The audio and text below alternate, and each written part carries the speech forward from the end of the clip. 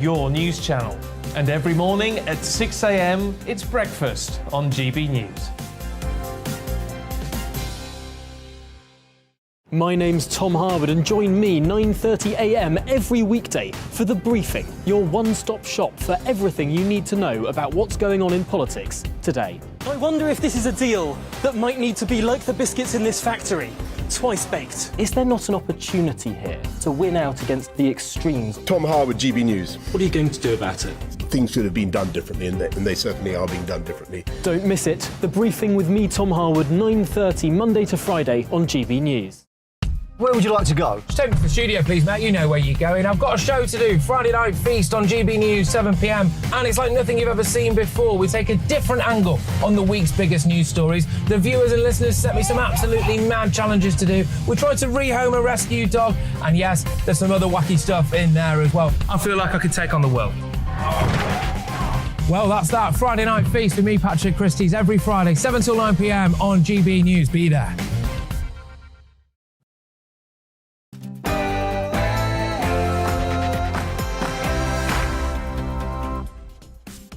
Good evening. I'm with you for 2 hours this evening, and we'll look as the last insurgent is knocked out of the Conservative leadership race. Are you inspired by the choice of three to the left? Because I'm certainly not. I need a bit of convincing.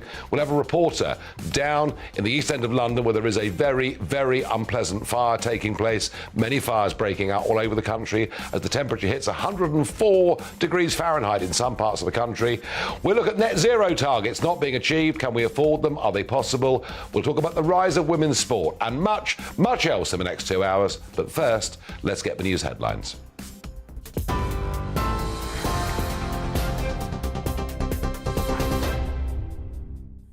Nigel, thank you. The latest news on GB News. Major incidents have been declared by the London Fire Brigade, Leicestershire Fire and Rescue Service and South Yorkshire Fire Service due to a surge in ground fires across all those regions. And particularly, residents of Wennington in East London have had to be evacuated today as around 100 firefighters tackled a blaze that spread to the village. At least 2 people had to be taken to hospital after suffering from smoke inhalation. Pub landlords were forced to remove gas canisters from their buildings amid fears they may explode. The London Mayor Sadiq Khan said the London Fire Brigade had received 1,600 calls for assistance just this afternoon. And that's as the UK experiences record high temperatures, reaching over 40 degrees for the first time today, as you've been hearing. The Met Office say a provisional reading of 40.3 degrees was measured at Coningsby in Lincolnshire. And red extreme heat warnings continue for millions of people right across England, with amber warnings for most of Britain. Network Rail has also warned passengers only to travel if necessary, as many train services have been cancelled. There are currently no train services at all running out of King's Cross, St Pancras London, Euston, and limited services from Marylebone. Elsewhere, hospitals have been forced to scale back the number of planned surgeries, and the London Ambulance Service says it's answering 400 calls an hour from patients experiencing heat exposure. And a major search operation is underway for a missing swimmer in Essex. The Coast Guard have confirmed 5 swimmers were rescued from the water around Clacton Pier. 2 have been taken to hospital. Emergency services are still trying to find the 4th swimmer. Politics, and Kemi Badenoch is out of the Conservative leadership race. The former Chancellor, Rishi Sunak, secured the most votes with support from 118 MPs. The Trade Minister, Penny Mordaunt, came second with 92 votes. The Foreign Secretary, Liz Truss, secured 86. The next and final ballot among MPs takes place tomorrow, where the candidates will be whittled down to the final 2. Full coverage right here, GB News. Some public sector workers are to receive their highest pay rise for more than 2 decades. Over 1 million NHS staff, including nurses, paramedics and midwives, will receive a £1,400 annual pay rise, with the lowest earners to receive as much as 9.3%. Newly qualified nurses will receive a rise of 5.5%. Dentists and doctors will receive 4.5% and police 5%. That's it. You're up to date on TV, online and on your radio via DAB+ with GB News. More news as it happens, but now it's Farage.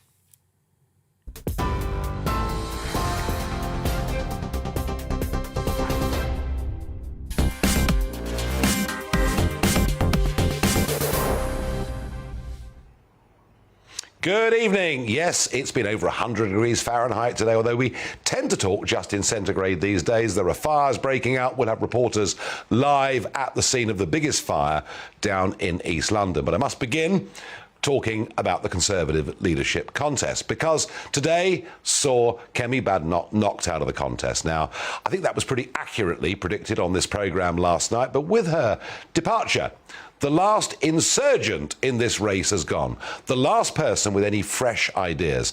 The last candidate who actually sought in some way to be a reformer. She's gone. And now it is the choice. And we'll find out tomorrow who the last two are. But now it's the choice of Penny Mordaunt, Liz Truss or Rishi Sunak. And whilst there are differences between the three of them, not one of them is actually a reformer. Seems to me, and I'm going to, stick with what I said last night, seems to me that Liz Truss will make the last two, and barring any disasters in the next 6 weeks, that Liz Truss will be our next Prime Minister. Now, I can completely forgive her for being a Liberal Democrat when she was young, for wanting to get rid of the Queen. I can forgive all of that, because as we get older, our views adapt and they change. But she did vote Remain. We're told it's OK. Don't worry about it. She now accepts Brexit and wants to make a success of it. Haven't we heard that before? Didn't we hear that about Theresa May back in 2016? And just look how that turned out. I have to say, I thought Suella Braverman and Badenoch, I thought they actually injected into this leadership contest some interesting ideas and debates around whether we should be part of ECHR, for example, about the way our kids are being taught, or should I say poisoned, in our schools and indeed young adults in our universities.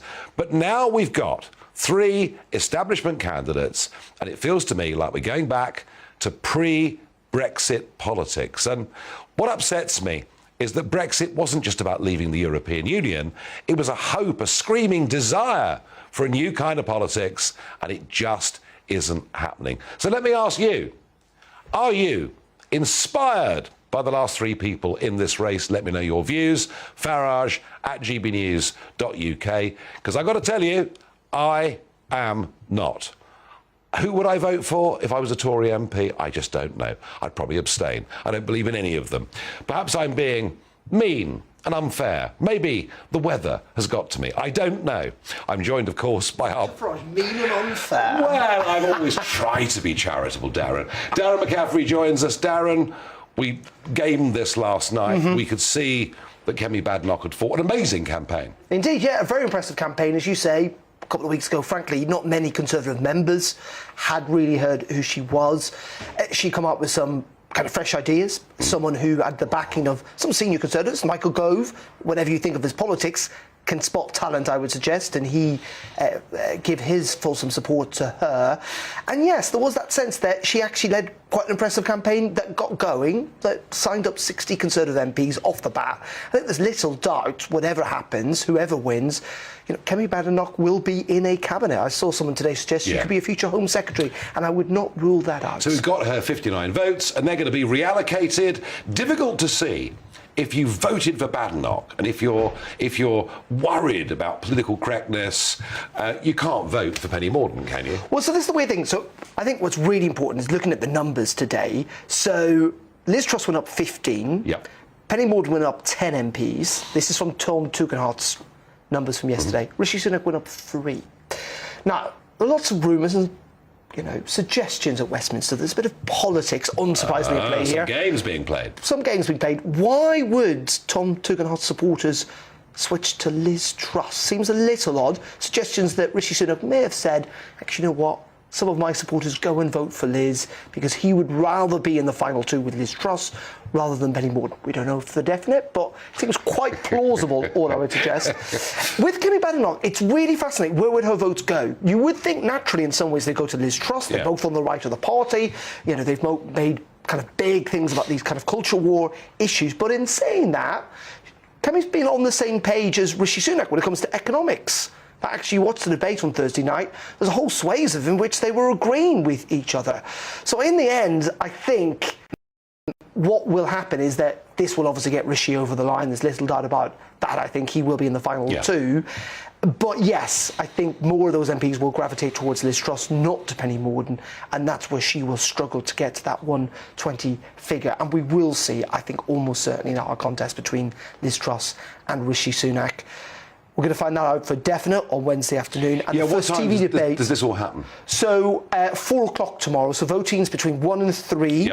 Then there's always an hour to count the votes. 4 p.m. tomorrow afternoon. If there is a tie, is numerically possible. If there's a tie, there will then be another immediate runoff between the final three. And then the next kind of signpost of this big debate on Monday night, in which the two will battle it out, because of course it moves from here in Westminster, and MPs go on their summer holidays on Thursday, to the Conservative membership. And really interestingly, today we saw a poll where Rishi Sunak's not doing very well at all amongst the membership, where in every battle with the final four he would have lost, and he would have lost to Liz Truss. If that's where it ends up. Oh, it's Liz Truss Prime Minister. I'm convinced of it. So, unless she has a disastrous campaign. Well, so the only two things that I would say where Rishi Sunak's campaign are hoping what will happen is that the more Conservative members get exposed to Liz Truss, the more they may start to equate her to Theresa May in terms of the fact that she's not terribly charismatic and maybe a little wooden, some would suggest. And second of all the other candidates, or the ones left, have been through the mill of politics, as we like to say. They've had mud chucked at them, some somewhat legitimately so, some suggest illegitimately so, but they've been through that. They've been through the scandals. We saw the briefings over the weekend and the last 10 days against Penny Mordaunt. We know Rishi Sunak went through it with his tax arrangements, or his wife's tax arrangements, earlier on this year. Liz Truss has not done that. And again, it's sometimes quite difficult to gauge in the heat of a campaign how much that can do. And I would reference back to, of course, Andrea Leadsom, who was making severe inroads in Theresa May in 2016, and yet she fell halfway through that campaign. It is always possible. So, yes, if you look at the polls at the moment, you look at the support for Liz Truss within the Conservative membership, you'd have to conclude she is now favourite, and she is with the bookies, it must be said, as well. But politics is a dangerous, unpredictable game. No, absolutely, Darren. Thank you. And you're quite right. Andrea Leadsom, one weekend of tough headlines and she was gone. Goodness me. I thought to myself at the time, I'd been going through years of them, but I'm still here to tell the tale. I think it's Liz Truss, Prime Minister, on the 5th of September, but we will see. Now, a major incident has been declared across London after a huge surge in fires. The worst of these is out in East London, very, very near Dartford, at a place called Wennington. But there are fires all over London, all over the country. Don't be too alarmed. You know, we do get fires during hot, dry summers, but today was the hottest day that's been recorded. 29 places recording the highest ever new temperature, 40.3 degrees centigrade at RAF Coningsby, 104.5 in Fahrenheit. So it's been a very hot day.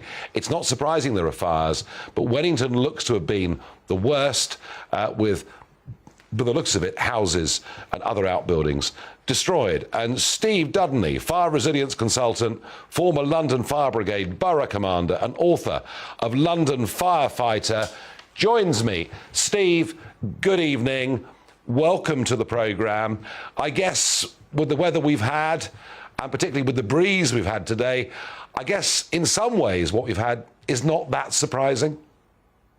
No, good evening, Nigel. It's unprecedented in terms of the fire spreading to property. That's been unknown. I mean, we've had a number of very hot, dry summers. Everyone talks about the summer of 1976. Certainly in my career, that was from 1987 to 2018, 95, 2003, 2006, 2018 were very bad years for grass fires in and around London.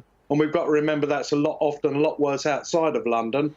But in London, you've got so many properties up close to parks. This is the first time in my experience that we've had a severe grass fire that's actually burnt up to the houses. And if you've seen the photographs, Wennington Fire Station itself, from some of the aerial photographs, has been surrounded by that fire. Fortunately, the grass bit of Wennington Fire Station, which is the farthest east fire station in London, just on the border with Essex County, it burnt into the yard of the fire station, but fortunately, because it's got a concrete yard, it didn't spread. But it's not unusual. All firefighters are trained in wildland firefighting, and even London firefighters. There's national occupational guidance that teaches firefighters how to deal with that. But this has been most unusual today, in my experience, to actually have a fire that spreads through gardens and actually into houses. I haven't known that in all of my career. And as a senior officer later in my career, I attended, in summer period,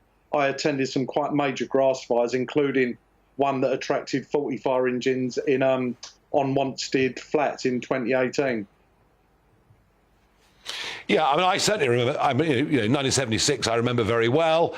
Lots and lots of fires all over the country. But as you say, unusual, mercifully in this country, that houses should be affected in this way. I have to ask you, Steve, are the fire brigade, the fire services, as they are today, are they ready to cope with this sort of thing? They're ready in terms of training. In terms of resources, fire brigades over the last decade or so have got a lot smaller. London Fire Brigade at the moment, because of staff shortages, have got lots of. But I don't know. I mean, I'm 4 years retired, but from what I hear, that generally there's in the region of 25 to 30 appliances that are not available on a daily basis. And what's unusual today is all of the surrounding counties, so Essex, Kent, Surrey, Hertfordshire, are all very busy. So there isn't a lot of resilience in terms of calling in additional appliances from. I mean, usually it's London crews that might go over the border to assist the counties. London is one of the biggest fire brigades in the world. In fact, it's about the fourth biggest fire brigade in the whole world, with 103 fire stations. But it's a lot different to how it was. Certainly in 95, which is within my experience, we were very busy with grass fires, but we never seemed to run out of fire engines quite as much as you do. But in terms of the crews, their actual training and resilience, the equipment the fire brigade have got available now is much better than there was available certainly 25 years ago in the mid-90s. And before my time in the 1970s, where it was very rudimentary. There's brilliant equipment available now. The fire appliances have got much more efficient pumps.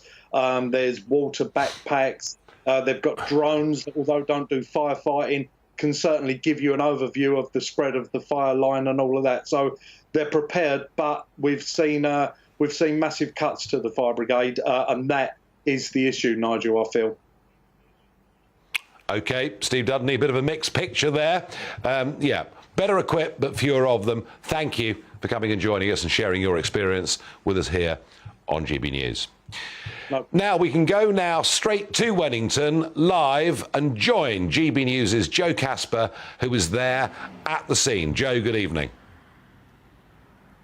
Good evening, Nigel. Yeah, I'm just about half a mile away from where the fire is. The police won't allow anyone going any further than that. I believe there's about 15 fire engines that have turned up today, about 100 firefighters fighting the fire, which started at about 1 p.m. This afternoon. They're still fighting it.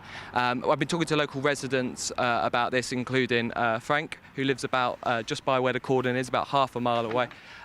Could you tell us what you saw today?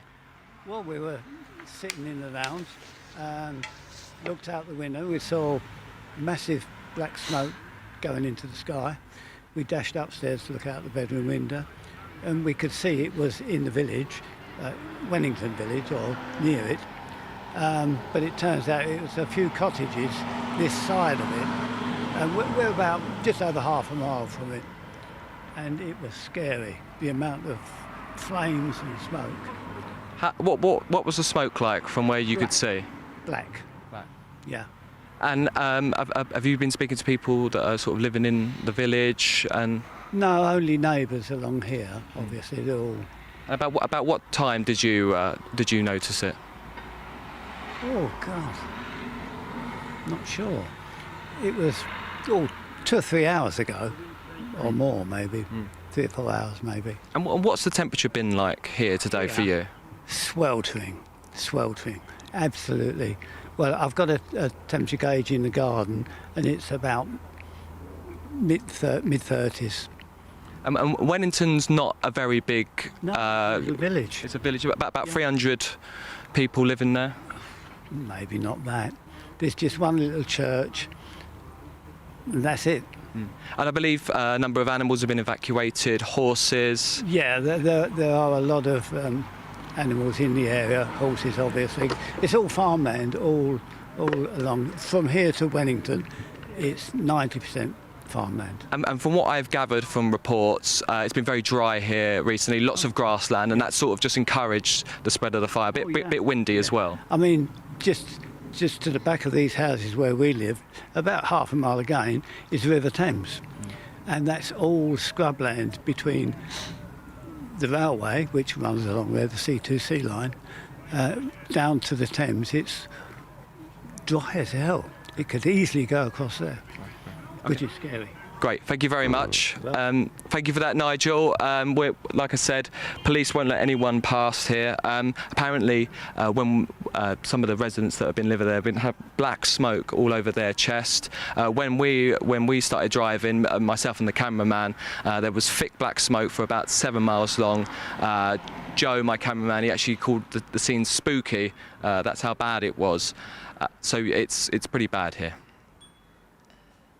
Joe, thanks for that report live from there in Wennington. Difficult for us to assess from here, but it does look like a number, perhaps quite a large number, of properties have been destroyed. In a moment, we'll go to the Netherlands, where farmers are being told to get rid of their livestock to combat climate change. Oh yes, back with you in a moment.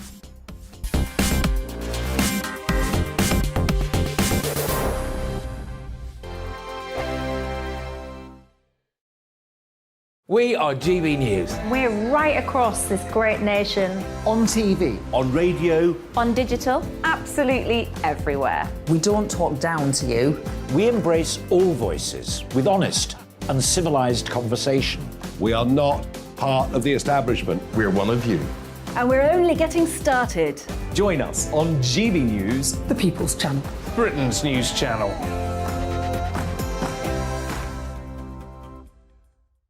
Hi there, it's Stephen and Anne. At breakfast from 6 a.m, you'll always be caught up with everything you need to know, the latest headlines, opinions and debates. We'll bring you the good news and the bad, but most of all, we're here for you. Remember, send in your views and let us know what you would like us to talk about. That's because we're your news channel. And every morning at 6 a.m, it's breakfast on GB News. My name's Tom Harwood and join me 9:30 a.m. every weekday for The Briefing, your one-stop shop for everything you need to know about what's going on in politics today. I wonder if this is a deal that might need to be like the biscuits in this factory, twice baked. Is there not an opportunity here to win out against the extremes? Tom Harwood, GB News. What are you going to do about it?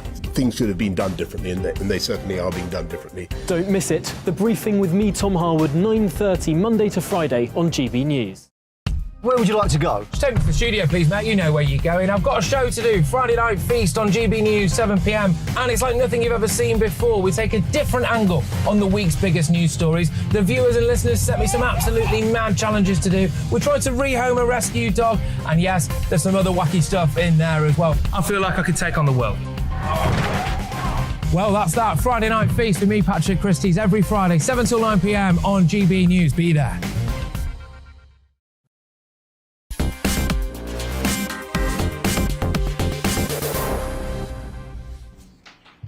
So I asked you earlier, are you inspired by the three candidates left in the Tory leadership contest? Because I'm not. Stuart says no, not at all. There is no real choice between them. Well, they'd argue differently, particularly on tax, where Liz Truss is talking about big cuts.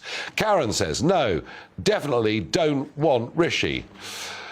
Tristan says, completely underwhelmed, the country needs Nigel. Oh, it's very sweet of you, but it's just not going to happen. They wouldn't even let me in the Conservative Party, let alone run to be leader. And Deborah says, get rid of the lot. Yeah, I mean, I have to say, this is not catching the mood of the country. Now, a story that I've been following for a few weeks, almost with incredulity, have been a series of farmers' protests that have been taking place in the Netherlands. And it's received, to be honest, very, very little coverage in this country. But just get a handle on this. Under environmental policy, and this is to reduce particularly nitrogen levels, not CO2 for once, but nitrogen levels, The Dutch government are calling for a 30% reduction in livestock numbers. I know it seems truly incredible. I didn't know that the Netherlands, and it's quite a small country with 17 million people, but it's got 4 million cattle, 13 million pigs, 104 million chickens, and it is Europe's biggest meat exporter. So we're talking about a significant and important agricultural sector, and a third of it in livestock apparently is going to be closed down in the name of saving the planet. But it isn't just in the Netherlands this is happening, because now similar demands are being made in Germany, Italy, Poland, Spain, and even in Switzerland. There have been some farmers very, very concerned. Now, there have been some quite considerable protests taking place across the Netherlands, and I thought this story really was worth bringing to you. So I'm joined now by Eric Wootton, Dutch Farmers Union spokesman. Eric, good evening. Welcome to the programme. Good evening too. So are they literally... Good evening. Are they literally telling you that you've got to get rid of a third of livestock farming in the Netherlands? No. They don't tell it in that direction. They tell we have to save the nature, and therefore we have to reduce the ammonia. It's a sort of nitrogen. And when we have to reduce it, well, then several farmers have to shut down because they are too close to nature, and they have to reduce not only 30%, they have to reduce up to 95%. So that's impossible. So there are farmers who are literally living there for centuries, in the family, always working with nature, and all of a sudden now they have to disappear because of this ammonia. And well, the farmers are not against nature, never against nature. They have to live in nature, and they have to work with nature. But it's unbelievable that all of a sudden now they have to get away so close to nature. And farmers are not convinced that it is going to help nature. That's the big point. Eric, is this something that is being done by a series of European countries individually? Is it something being done by European Union directives? You know, how and why has this initiative taken place? Well, Europe says you have to preserve nature, especially Nature 2000 areas.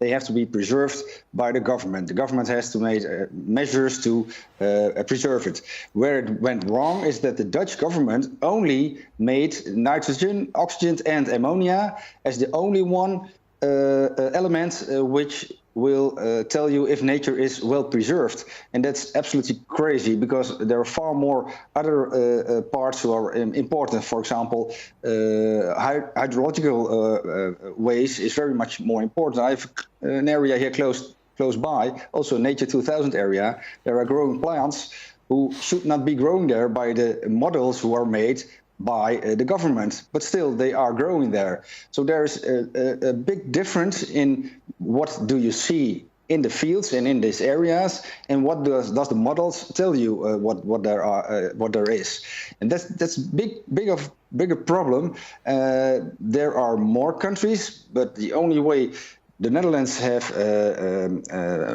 made it in this direction, what the European measures were told to do, well, that's different. So, for example, I live close to the German border, also a nature area. Yeah. It's over the border also. On the Dutch side, farmers have to leave their farms. On the other side, in Germany, they can build farms close to this area. Dutch farmers are mad about this, of course. No, I can see, and the protests have been prolonged, and they really are quite on a huge scale. I expect the French farmers and smallholders to protest. I never thought we'd see it in the Netherlands. Eric, thank you for joining us and explaining what is going on there. Well, I'm joined now by Andrew Meredith, editor of Farmers Weekly. As I said, you know, the French farmers always protest, and smallholders particularly.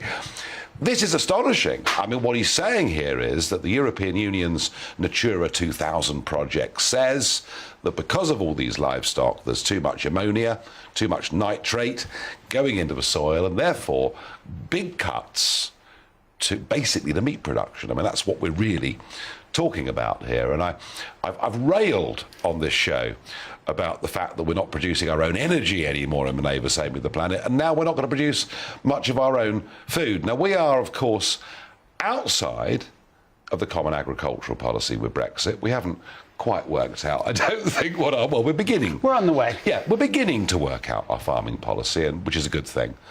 What do you make of what's going on? Well, I think, first of all, the important thing to say is if meat consumption is not falling, then if we cut meat production here or in the Netherlands, consumers would expect that product to come from somewhere else. And what British farmers would tell you if they were sat here now is that they have some of the highest production standards in the world. So it seems perverse to move that production overseas to somewhere with a lower standard, meaning that we can't, have our own food security, and we're also not benefiting the environment globally. We'd import meat from Brazil or from chicken from Thailand or whatever it may be. Yes, and we're not self-sufficient in all those products now, but it would mean the proportion of that would go up, and a farmer would rightly say, is the environmental net benefit actually happened here, or are you just punishing British farmers without having that tough conversation with the public? If they really believe this, they need to say, you need to start eating less meat, and people to actually buy into that. But until that happens, I think, farmers will be happy to be led by the consumer, but being pushed into it by government is harder to take. So is this an EU revolt? And are you worried that this kind of thing is going to happen to British farmers or not? I think, as you touched on there, it does come down to attitude. The French farmers, they are quick out onto the streets to wave a placard. It's exactly 20 years since the last significant British farm protest, and that was in the dairy sector over perpetually low milk prices. And we've seen some reform in the supply chain there, and there's more to do, I'm sure, that the farming lobbies would say, to still rebalance it in terms of fairness. But are we going to see farmers on the streets in the short term over here? I don't think so, but everyone's got a breaking point. At the last Conservative conference, Boris Johnson said we're going to rewild 30% of the English countryside. It was a Build Back Better conference, and he said build back beaver, and now we hear that bison are being introduced into woodlands near Canterbury in Kent. Has the Ukraine crisis, have worries about food security? Is rewilding now finished? Are we having a more sensible look at all of this? Look, it's up to individual landowners what they do with their land, as long as it's within the bounds of the law. And if somebody wants to, take up a great amount of charity money or their own private money and put in bison, good luck to them. I think that there has definitely been a renewed appreciation of the value of not self-sufficiency, but certainly improved food security. And the government has committed in the last couple of months to at least maintaining where we are in terms of food production of what we can produce here in the UK. But they've not really put that in legislation. They've not attached any funding to that. So at that moment, it is just a verbal commitment. And of course, with everything that's going on in Westminster, who knows the future direction? Well, we have a new Prime Minister coming. We have a new sense of priorities. Andrew Meredith, thank you for joining us on this programme. Come back and see us again. I think we need to debate a lot more, actually, about British farming, food production, and I think food security too. Thank you. A couple of What the Farage moments that have amused me today hugely. One is the Police and Crime Commissioner for Nottinghamshire, and she's a Conservative, Caroline Henry. Now, she was elected, pledging to crack down on speeding, and she's now been given a 6-month driving ban, having been caught breaking the limit 5 times in just 12 weeks. And I can forgive people for speeding in certain circumstances, but what the great British public can never forgive is what they see as outright rank hypocrisy. So not very pretty, not very clever. Now, this one is quite something. This is a real What the Farage moment. It's coming to Mars bars. First it happened to cigarette packets, and I remember being in the European Parliament in 2001 when it was proposed that up to 60% of cigarette packets should be health warnings. And I spoke in that debate and said, yes, I'd go along, I mean, very tongue-in-cheek, said, yes, I'd go along with this legislation, provided 60% of new Mercedes-Benz showed pictures of people who've been injured or killed in car crashes. This, of course, did not receive a great reception in the European Parliament, but then nothing I ever said there did. Well, I shouldn't have been so tongue-in-cheek, because now the proposal is that it comes, and it's a Cambridge University proposal. And the idea is that Galaxy, Mars bars, dairy milk, Snickers, all of them should have graphic labels on the side of the packages saying this product gives you a higher risk of heart disease, obesity and cancer from eating excess calories. There is nowhere we can go in our lives where we are to be freed from big government telling us what we can and what we can't do, threatening us, warning us, bullying us, and goodness me, hasn't it happened over the course of the last couple of days? Sunday was fine. You could all go out on Sunday, go to the park, go to the beach, do as you wish, but Monday and Tuesday are killer days and most people haven't gone to work and they're at home. And I find it amazing when millions of people every year go to Spain, go to Portugal for a fortnight. The classic image of the British male tourist, stripped to the waist, slightly sunburnt, with a can of lager in the hand. It's fine in Spain when it's 40 degrees, but it's life-threatening when it's here. I simply can't believe it. In a moment, we'll look at women's sport because it is rising up the agenda, whether it's football, cricket or rugby. What sort of state is it in? I'll be joined by Victoria Rush, women's rugby, and I learned something today I didn't know. We're the only country in the world with a full women's rugby union. So we're going to find out more about rugby and women's sport in just a moment.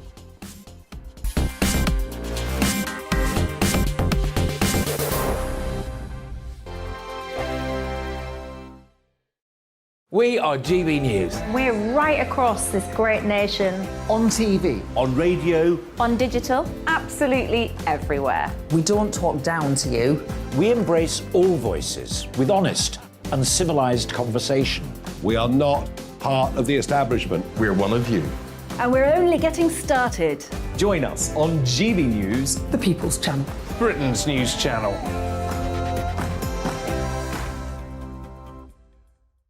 Hi there, it's Stephen and Anne.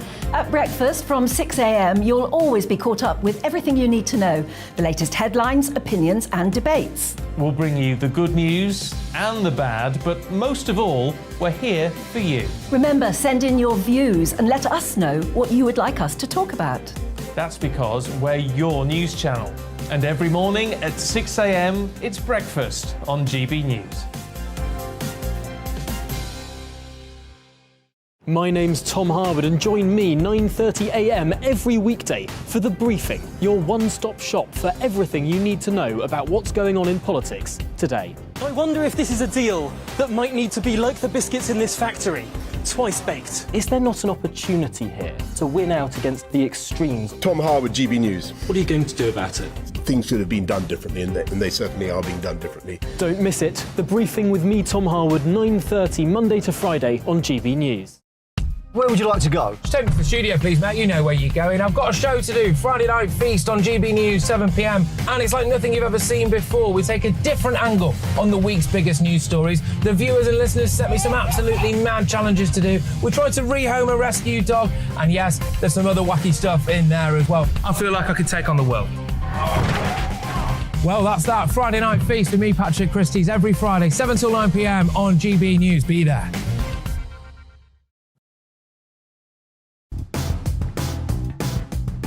Coming up on Dan Wootton tonight, as the Tory leadership candidates are whittled down to the final three, would you choose any of the would-be occupants of number 10 over Boris? I'll get your verdict and grill my lineup of political superstars. Plus, there's opinion galore from Nigel Farage and Darren Grimes. And I'll break down the latest headlines with my superstar panel. Former Daily Star editor and current columnist Dawn Neeson, commentator Reverend Calvin Robinson, and author and journalist Rebecca Reed. That's Dan Wootton tonight, Monday to Thursday from 9 p.m. till 11 p.m. on GB News.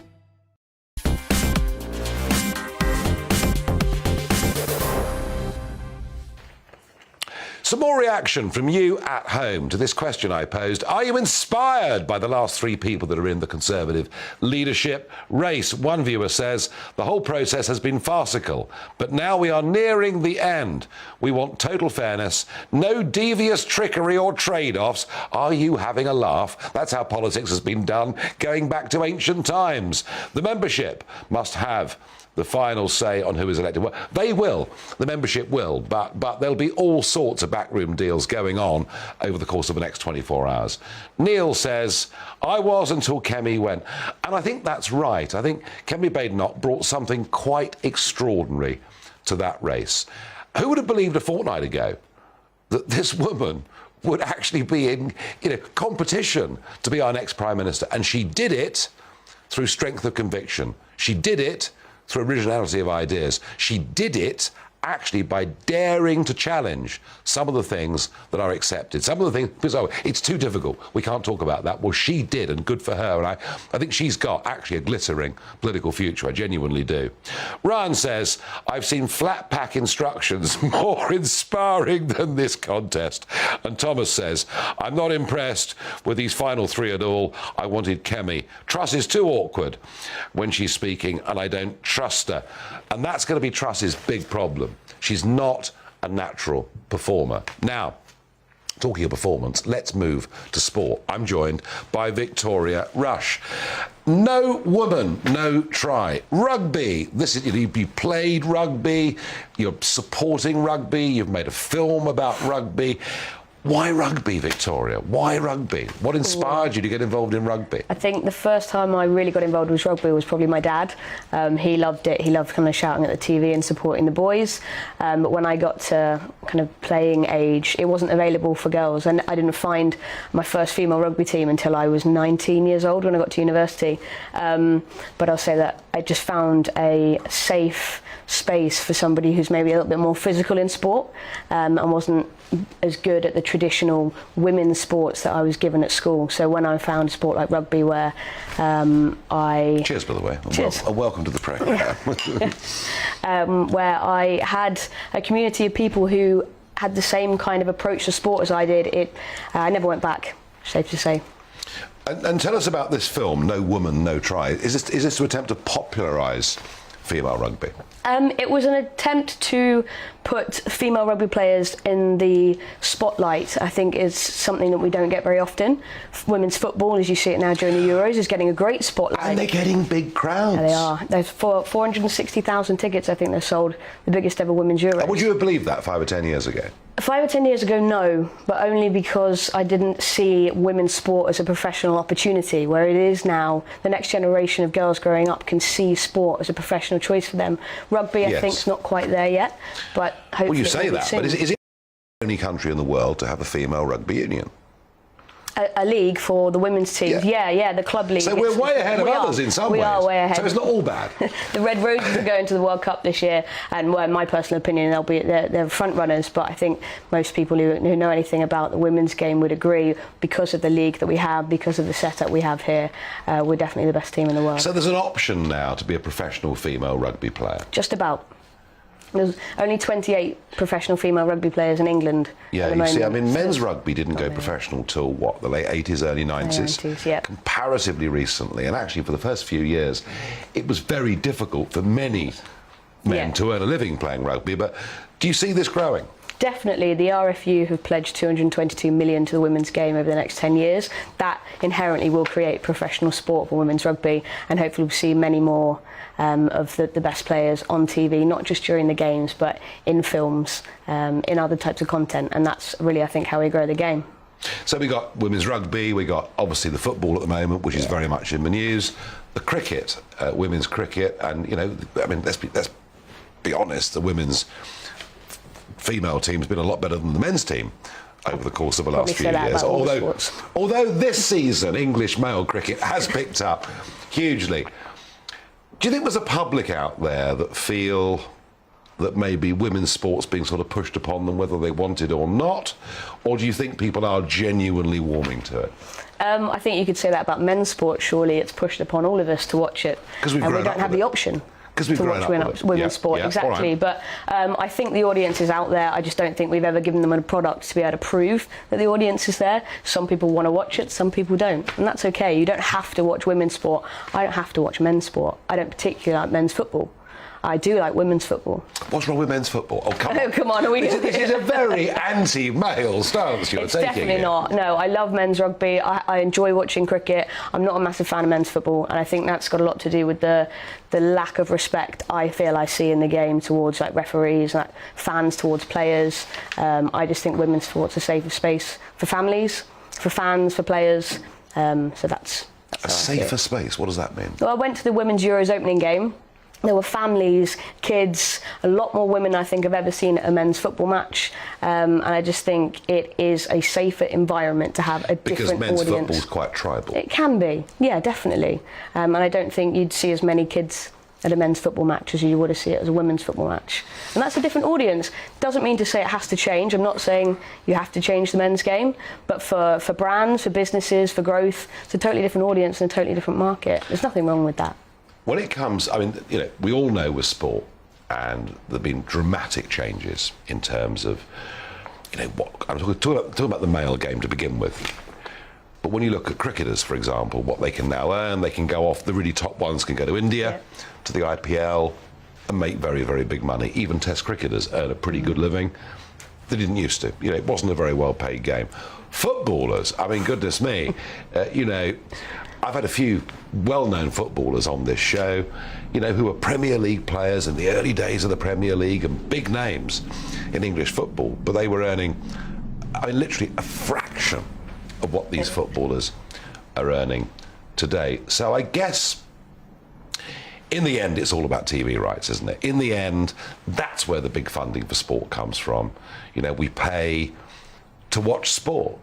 You know, we subscribe to various commercial sports channels, or we pay to watch a boxing match, or we pay to watch the Open Golf Championship at the weekend, or whatever it may be. And I've heard, certainly around tennis, but I think the principle applies through all sports. I've heard the argument made by proponents of female sport that it's unfair that women aren't paid the same as the men. Is it unfair? I think that's a big question. I think it depends. I don't think it necessarily should be the same, but it should be equal for working, for the work that they're doing. So, I mean, I think we all probably agree men's football is paid an obscene amount of money, right? It's ridiculous. You almost can't spend that much money. You can try at least. Well, I think I'm sure they're all giving it a go. I think they do, definitely. yeah. But some of the women even playing in London teams can be paid, what, £20,000 to £30,000 a year. That's realistically barely a living wage in London. So if you want to call it being paid equally rather than being paid the same. But isn't it about market forces? I mean, isn't the truth of it, and it may happen, you know, maybe this World Cup, maybe, sorry, this European Championship, maybe this is the beginning in terms of football. Yeah. It may come to rugby and cricket and who knows. But isn't it in the end about market forces? You know, if more people are prepared, you know, to spend their subscriptions on sport and to click on to women's sport, they will then earn the same as the men. I'm sure, yeah. We shouldn't force this, should we?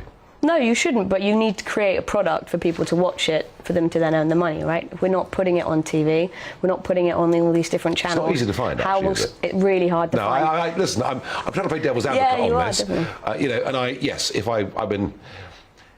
You know, I do subscribe to Sky Sports. I can't help it because I'm a sports nut and I love watching sport and I love the Open at the weekend and I'll watch all sports that are on. But yeah, you certainly wouldn't flicking through the Sky channels kind of automatically. So until you can find it, until you normalise seeing it, it's not going to be watched, there's not going to be an audience, and then you get stuck in this cycle of you can't watch it, there's no audience, there's no money in it. Once you can watch it, it'll get better, there'll be more money in it, it'll get even better, and that cycle will improve upwards. I think until we're making it available, the rugby's been on the BBC, and it's been on the TV, and it's been free to air TV. That's a huge change. You can now watch women's rugby, whereas you couldn't really before. You'd have to really struggle. Yeah, I mean, this is another big debate, isn't it? What's free to air and what you have to pay for, and I do regret that cricket, of course, is all behind a paywall because the way the England team have played this summer, the millions would have watched it. But I was the one comment you made that really interested me because, you know, here you are, you took up rugby, you love the game, you're an enthusiast, you're out there promoting women's sport as a whole, but rugby in particular. And I get that, and I love the enthusiasm for that. But there's one comment you made earlier that really interested me. You said that when you were at school, you were directed to what was thought to be sports for girls, basically. Definitely. What did you just explain what you meant by that? Well, I played hockey, netball and rounders. I mean, I believe rounders have been taken off the curriculum for girls now anyway, because there is no pathway, and they do play cricket, which is fantastic, and that'll be a huge growth for cricket later. But and hockey's a great game. Hockey's a great game, and the boys were allowed to play it when we got a little bit older, but the girls weren't allowed to play rugby or football. They weren't given the same options to play a different type of sport that's inherently not necessarily seen as a female-only sport. And so I lost 15 years compared to my male counterpart. By the time I was 18 and started playing, he's probably been playing since he was 3 So do we need 5. to encourage girls to play sport more? Different types of sport, definitely. Boxing? Yes, why not? Well, a lot of people, of course, don't like sports like that. Not true. So you think there is a difference? Is that fair or unfair? There's a difference.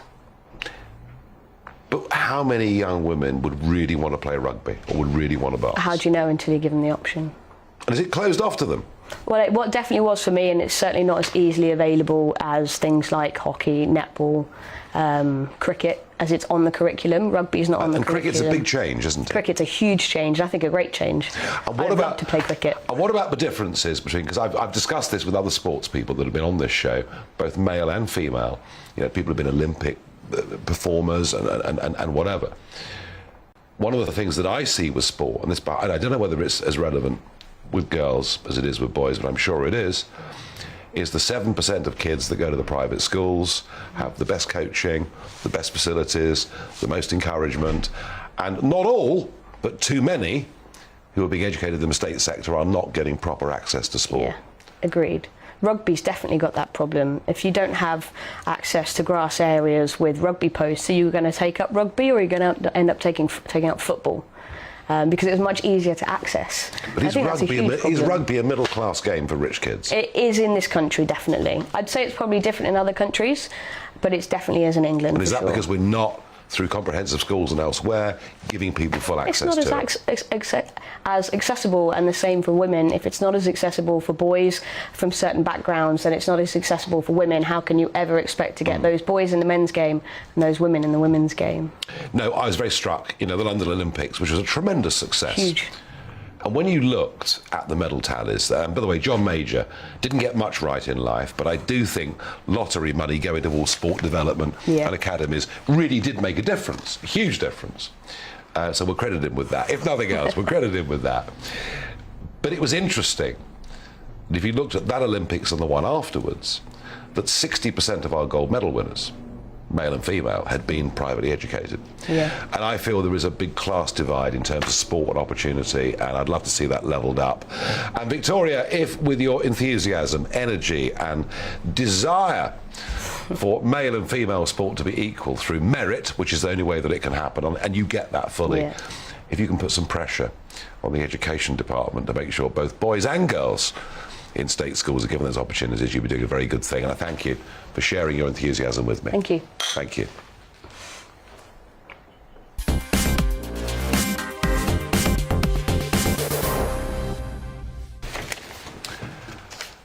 Okay, we have time for Barrage the Farage. As you know, you send your questions in. I never even get the slightest peek at them before this piece of paper is put in my hand.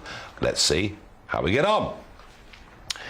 The first question, one viewer asks, how long until they force us to... Oh, this is a good... Oh, Victoria, you better stick with this one.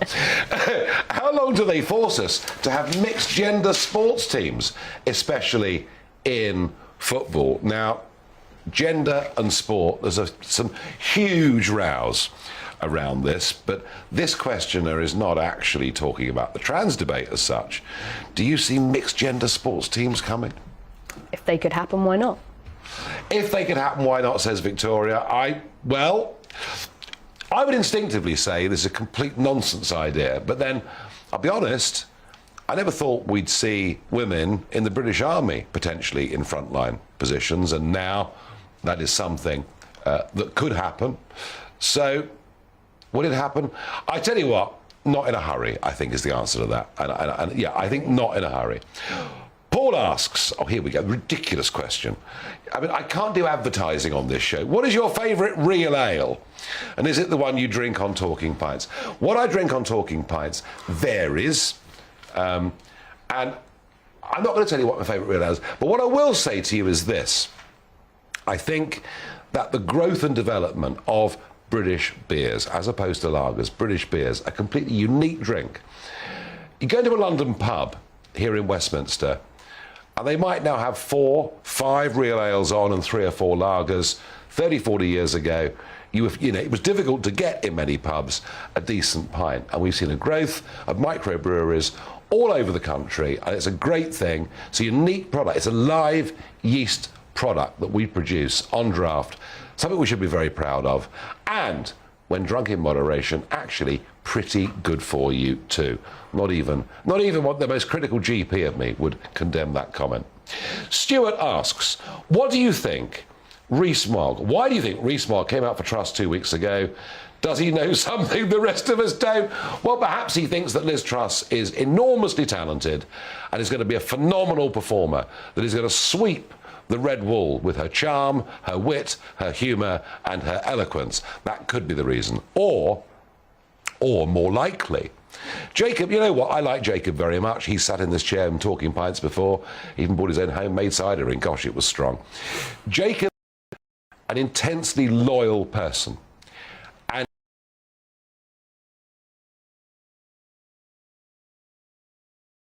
for Jacob, it's pretty much anyone but Rishi, and he sees Liz Truss as being the best reason for doing that. Right, now I am staying with you. I am staying with you for a further hour. We're going to have a look in a moment about the government's target for putting heat pumps in homes. We're not even reaching 10% of that target. So we ask the question, can we actually afford to go for net zero right now? And to ask that question on a hot day like today is, I think, pretty relevant.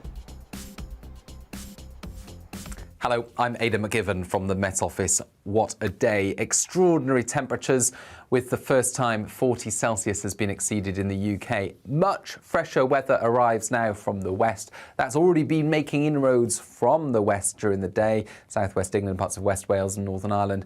Earlier on, had much lower temperatures and some showers as well. And those showers are now making their way eastwards across the country, clearing the east of England close to midnight. And then, well, some showers or rain for eastern Scotland, a few shower clouds as well for parts of Wales and the southwest. But in between, clear spells and, well, a little bit more comfortable overnight, but not much. 18 to 20 Celsius in the south, 14 or 15 for Scotland and Northern Ireland. And then a bright start for many on Wednesday, but a fresher start, certainly, particularly in the east. Well, there will be some sunshine around first thing, but as temperatures rise, well, the potential for some heavy showers and thunderstorms to develop. Central southern England into parts of East Anglia and the southeast, most notably. Still, 29 to 30 Celsius possible in the far east of England, but a much fresher low to mid-20s further north and west. Now, the showers that do develop could cause some issues on the roads, a lot of surface water and so on. Of course, they're falling onto dry ground and could be some very heavy downpours for a short spell of time, but they clear away overnight. And then an area of low cloud creeps into parts of eastern England, eastern Scotland by dawn on Thursday. Some further showers into the northwest of Scotland by this stage as well, but the best of any sunshine on Thursday at first will be across western areas. But as the day goes on, even the cloud in the east will tend to lift and break, and we'll see some brighter interludes come through here. A warm day in the southeast, 26 Celsius, but fresher feel, I think, for many of us. On Friday, sunny spells and showers. Saturday's looking very similar.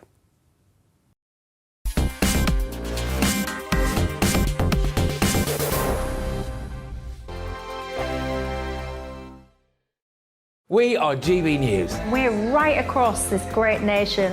On TV. On radio. On digital. Absolutely everywhere. We don't talk down to you. We embrace all voices with honest and civilised conversation. We are not part of the establishment. We're one of you. And we're only getting started. Join us on GB News, The People's Channel. Britain's news channel.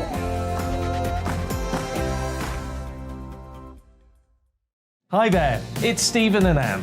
At breakfast from 6 a.m, you'll always be caught up with everything you need to know, the latest headlines, opinions and debates. We'll bring you the good news and the bad, but most of all, we're here for you. Remember, send in your views and let us know what you would like us to talk about. That's because we're your news channel. And every morning at 6 a.m, it's breakfast on GB News. My name's Tom Harwood and join me 9:30 a.m. every weekday for The Briefing, your one-stop shop for everything you need to know about what's going on in politics today. I wonder if this is a deal that might need to be like the biscuits in this factory, twice baked. Is there not an opportunity here to win out against the extremes? Tom Harwood, GB News. What are you going to do about it? Things should have been done differently, and they certainly are being done differently. Don't miss it. The Briefing with me, Tom Harwood, 9:30 Monday to Friday on GB News. Where would you like to go? Just take me to the studio, please, mate. You know where you're going. I've got a show to do. Friday Night Feast on GB News, 7 p.m. And it's like nothing you've ever seen before. We take a different angle on the week's biggest news stories. The viewers and listeners set me some absolutely mad challenges to do. We tried to rehome a rescue dog. And yes, there's some other wacky stuff in there as well. I feel like I could take on the world. Well, that's that. Friday Night Feast with me, Patrick Christie's, every Friday, 7 till 9 p.m. on GB News. Be there.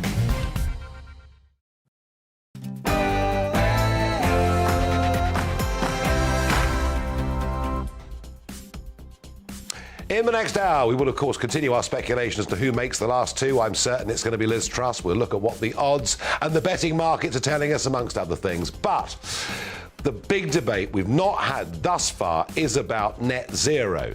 The government's targets for heat pumps aren't being met. We're not even meeting 10% of them. Is it time, despite the hot weather, to rethink net zero? That'll be the big question we debate in the course of the next hour. But before that, let's get the news.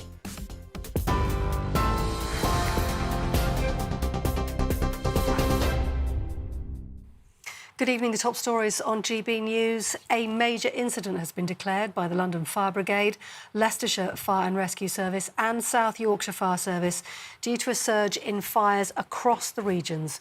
Residents of Wennington in East London had to be evacuated as around 100 firefighters tackled a blaze that spread to their village. At least 2 people were taken to hospital after suffering smoke inhalation. Frank Chaundy, who lives nearby, spoke to GB News. We dashed upstairs to look out the bedroom window and we could see it was in the village, Wennington village or near it. But it turns out it was a few cottages this side of it. And we're about just over half a mile from it. And it was scary, the amount of flames and smoke. Well, as the UK experiences record high temperatures reaching over 40 degrees for the first time today, the Met Office says a provisional reading of 40.3 degrees was measured at Coningsby in Lincolnshire. And red extreme heat warnings continue for millions of people across England, with amber warnings for most of Britain. And it's causing major disruption to transport networks, and there are currently no trains running out of King's Cross, London St Pancras or Euston, with a limited service leaving Marylebone Station. Hospitals have also been affected and forced to scale back the number of planned operations. And the London Ambulance Service says it's answering 400 calls every hour from patients experiencing heat exposure. In politics, Kemi Badenoch is out of the Conservative leadership race, the former Chancellor Rishi Sunak securing the most votes today with support from 118 MPs. The Trade Minister, Penny Mordaunt, came second with 92 votes, and the Foreign Secretary, Liz Truss, secured 86 votes. The next and final ballot among MPs takes place tomorrow, where the candidates will be whittled down to the final 2. Full coverage right here at GB News. Some public sector workers are to receive their highest pay rise for more than 2 decades. Over 1 million NHS staff, including nurses, paramedics and midwives, will receive a £1,400 annual pay rise, with the lowest earners to receive as much as 9.3% an increase. Eligible dentists and doctors will receive 4.5% and police 5%. But as far as the cost of living is concerned, wages are falling at the fastest rate since records began. ONS data shows paychecks dropped by 3.7% over the last 3 months to May when compared with inflation. And grocery bills have increased by over £450 over the year. Retail research group Kantar says the increase comes after food and drink inflation hit the second highest level on record. Affected most dog food, butter and milk with the fastest price increases. That's it. You're up to date on TV, online and on your radio via DAB+. You're with GB News. We're back to Farage.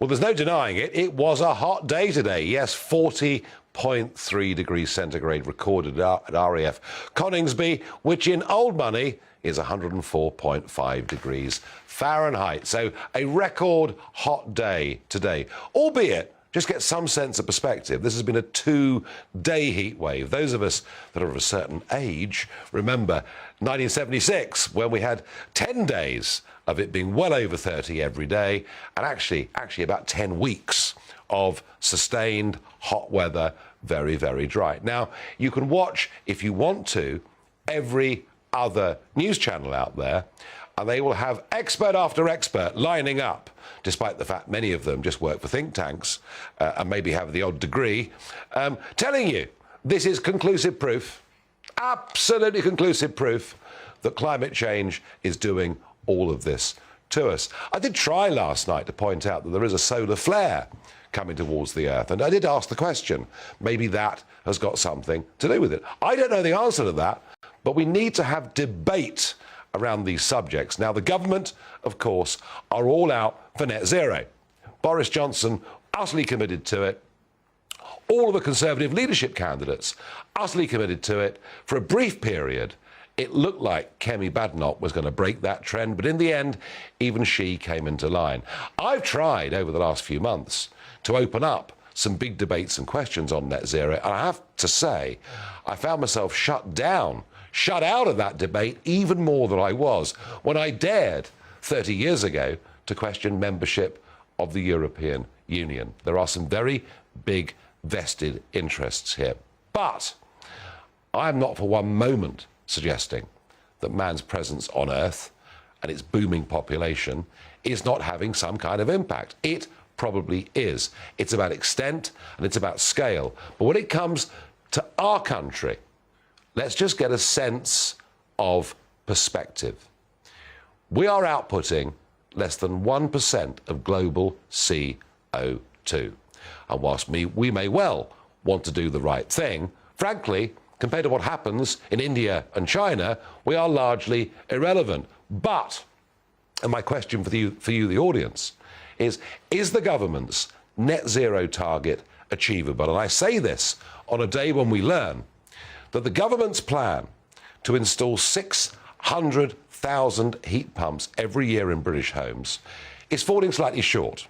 But when I say slightly short, it looks like we installed 60,000 over the course of the last year, just 10% of the government target. And whilst there are grants available, given that it costs 5,000, 10,000, perhaps even more pounds to put a heat pump in a home that may not work very well when it gets cold, it's perhaps no surprise. So is it a moment to rethink net zero, not to rethink our global responsibilities? You know, I absolutely hate pollution. I can't stand plastics in the seas and all of those things.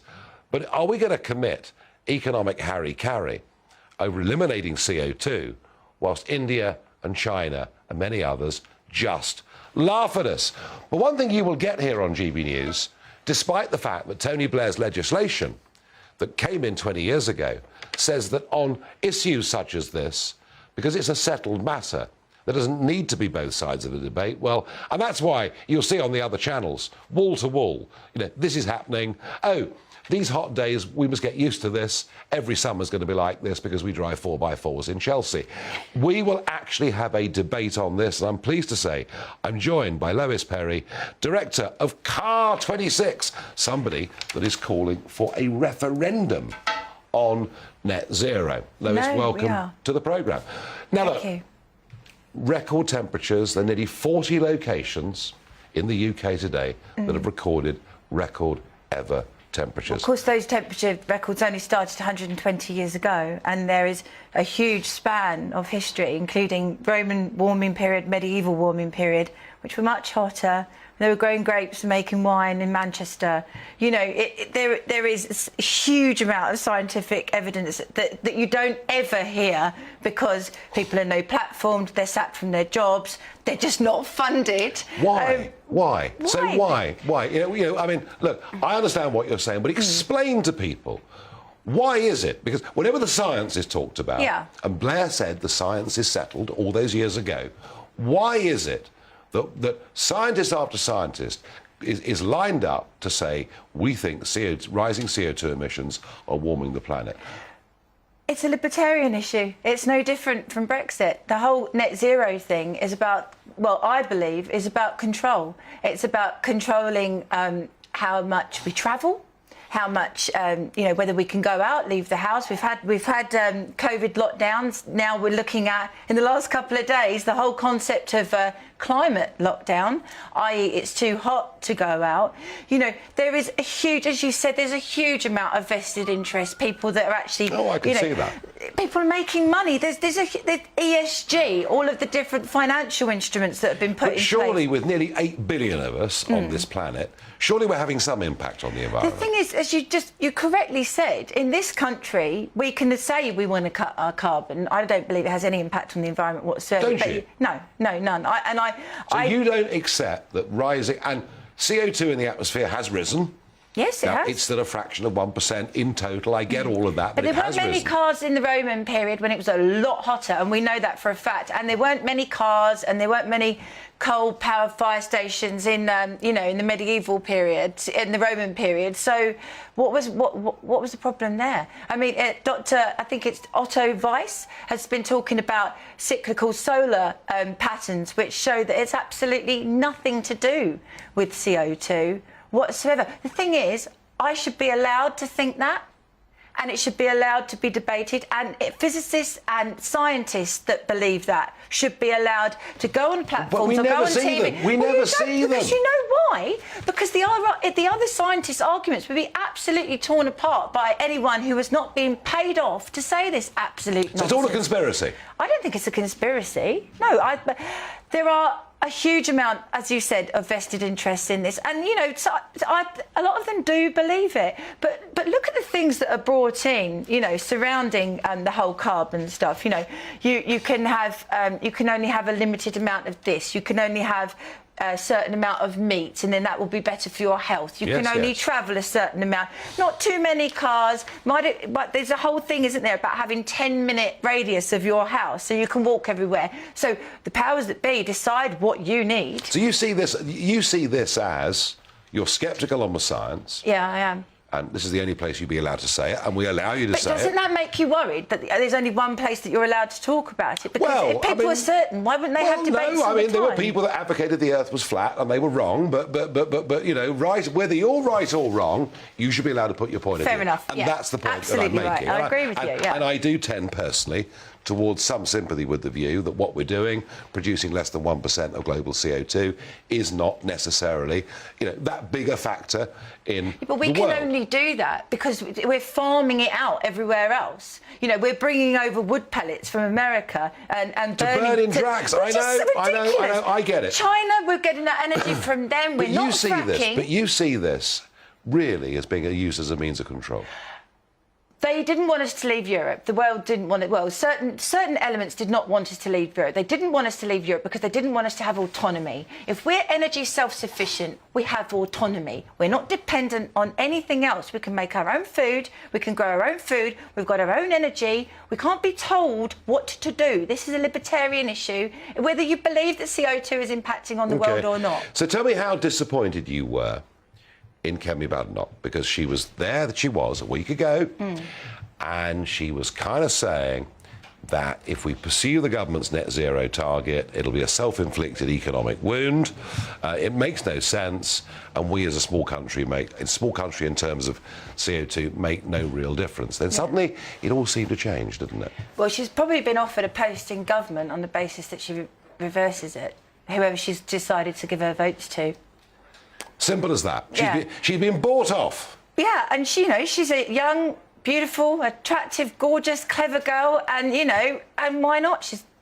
I think she's been bought off. Yeah. What should the government do about these net zero targets? Are they They achieved? should scrap them. They're ridiculous, and they're actually human hating.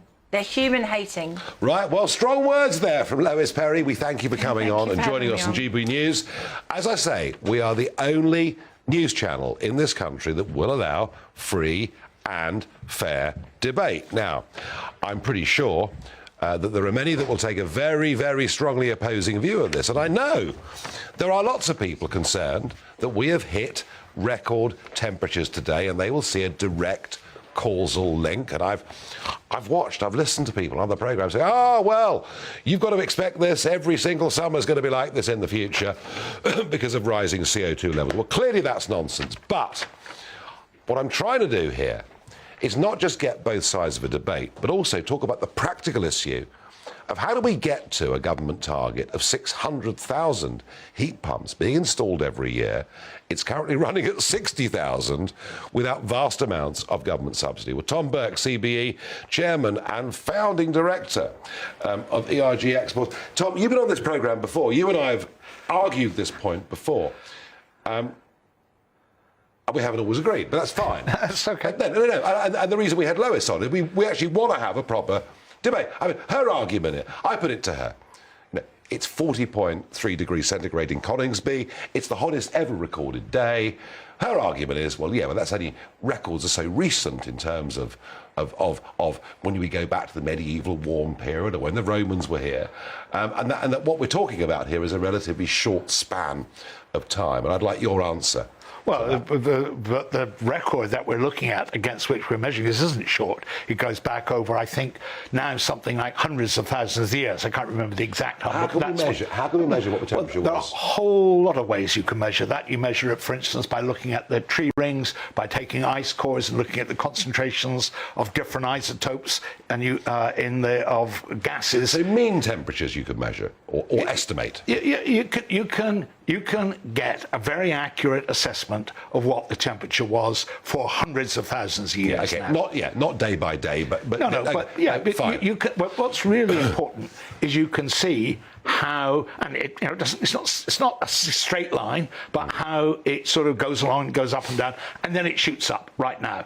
And that's since actually that's going back to about 1750 when the Industrial Revolution starts, and you can see as the gases grow, you can see how they're. And nobody's arguing in the scientific world about that at all. Tom, how is it when I was a kid, Blue Peter told me we were going into an ice age? Well, people make... And consensus was on the side of the ice age. Nigel, I have to say, as you well know, people can say all kinds of things on TV. But there was a scientific consensus in the early 70s. No, there wasn't. There was quite a big one. There were some people who suspected we might be. And there was also, if you remember, a whole other thing about whether we were going to a nuclear winter because of this. So there are different things. Things happen and people try to understand them. And then they get swept up into the newspapers and into TV and people think that somebody's arrived at a conclusion. That's not the same as what's happened as we've had over the last 40 years when you have an enormous number of scientists doing an extremely large amount of detailed work to check what's said because it's being challenged all the time. What is for certain is over the last 40, 50 years, global temperatures have risen. That is beyond doubt. Nobody's arguing that. No one's arguing about that. Well, apart from lawyers, of course. Well, no, she wouldn't argue that. What she's arguing is that maybe CO2 is not the direct reason for that, and that's a different thing.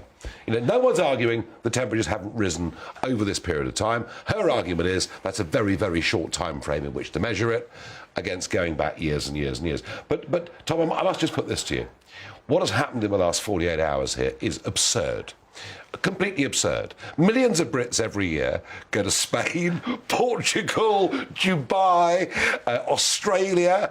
They go to countries with temperatures well in excess of 40 degrees, and they all seem to come back home in just about in one shape. The hysteria in the last 2 days. Oh, I don't think there's hysteria. I think the idea that somehow all of a sudden everybody in the Met Office has gone bananas because the temperature's gone up is a laugh. There are really serious dangers. We know from what happened in 2010 across Europe, we had a similar but not as intense event as this, that 30,000 people will died then as a result of the increased heat. But 40 degrees C, 104. Yeah. 104 Fahrenheit. It's a big temperature. But it's dry heat. It's not been humid. And I mean, yesterday was gorgeous.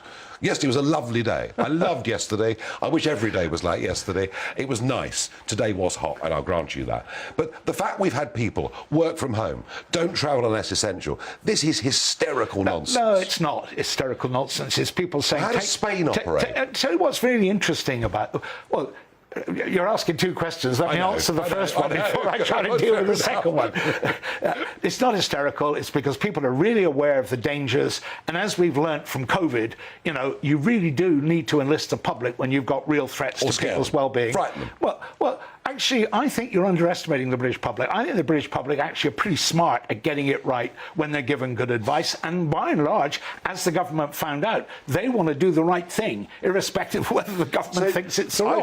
I drove through South London yesterday afternoon. It was like a ghost town. Yeah. And that's a sensible thing to do. And if you'd driven through bits of London today, you'd have seen that you'd driven through fires. As we've had for years and years and years. Not like fires. No. What was it? 130 fire engines have been called out to deal with the fires. We've got a problem. We've got a real problem. 1976 was far worse, but we've got a problem. No, it wasn't far worse. That's not true. Well, of course it was. It went on for weeks and weeks yes, and weeks it did, but and the weeks temperature, and weeks. the maximum and of the temperature. And the fires were more widespread. Well, as you said, it went on for longer, so there were more fires. But actually, the temperature never got within 5 degrees of what it was today. No, and that's pretty much right. No, listen, we always have great debates on these subjects. It's very important we have you making these points. Final thought, if I can, on this. The government plan to install 600,000 heat pumps a year. Yeah. It's running at 60,000. Yeah. It just isn't going to happen, is it? No, it is going to happen. Well, sorry, no, you're quite right. If the government carries on as it is, being as incompetent as it isn't going to happen. You know what's really interesting about that, and about heat pumps in particular? You can reverse them. So when it's cold, you use them to draw heat in, and when it's hot, you can use them to push heat out of your house. So it's really good for people to deal with exactly what we're going to get from climate change, which is these big variations in temperature. And so the government is really letting people down by failing to do what it's promised to do. Now, it's not only doing that on heat pumps, it's also doing that on insulating people's houses. 2010, we insulated But does this all need government money, taxpayer money? Well, actually, heat pumps in particular, if what you do for heat pumps to install them is actually use public money to make money available to homeowners at the rate government can get it, then they'll pay that money back. What you can't do, you don't have to spend the money directly if you do it smartly. Now, as we've seen, you can do stupid things as government, you can do smart things. So I'm not guaranteeing you that the government will do I'm sure of that. Things. Now, Tom, finally, am I allowed out of my house tomorrow? The temperature's down to about 30 tomorrow. The temperature's going down now. So I'm allowed out, You're allowed out. Oh, thank God for that. Tom Burke has ever a very spirited debate. In a moment, we'll talk about a very vexed issue. Far too many footballers who played in that 1966 World Cup winning squad have got or died of dementia. I mean, the numbers are horrific. Is it right, then, that we stop 12-year-olds and under from heading the ball? Or are we changing football too much? Are we eliminating risk too much? Or is it just plain good common sense? Yeah, horrifying, isn't it? Jack Charlton, Bobby Charlton,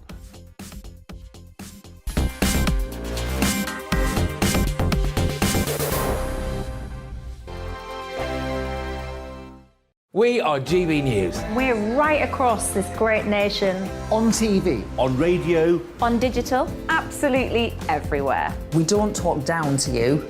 We embrace all voices with honest and civilised conversation. We are not part of the establishment. We're one of you. And we're only getting started. join us on GB News, The People's Channel. Britain's news channel.